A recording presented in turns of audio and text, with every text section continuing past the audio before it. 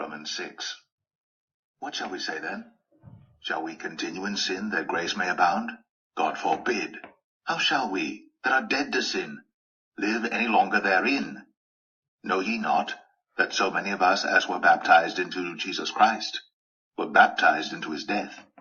Therefore we are buried with him by baptism into death, that like as Christ was raised up from the dead by the glory of the Father, even so we also should walk in newness of life. For if we have been planted together in the likeness of his death, we shall be also in the likeness of his resurrection, knowing this, that our old man is crucified with him, that the body of sin might be destroyed, that henceforth we should not serve sin. For he that is dead is freed from sin.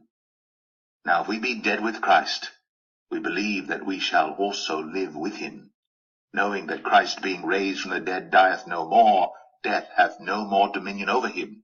For in that he died unto sin once, but in that he liveth unto God. Likewise reckon ye also yourselves to be dead indeed unto sin, but alive unto God through Jesus Christ our Lord.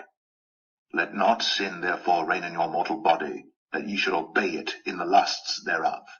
Neither yield ye your members as instruments of unrighteousness unto sin, but yield yourselves unto God as those that are alive from the dead, and your members as instruments of righteousness unto God. For sin shall not have dominion over you, for ye are not under the law, but under grace. What then? Shall we sin because we are not under the law, but under grace? God forbid.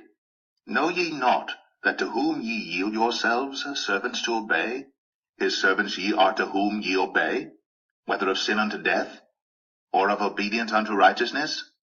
But God be thanked, that ye were the servants of sin, but ye have obeyed from the heart that form of doctrine which was delivered you.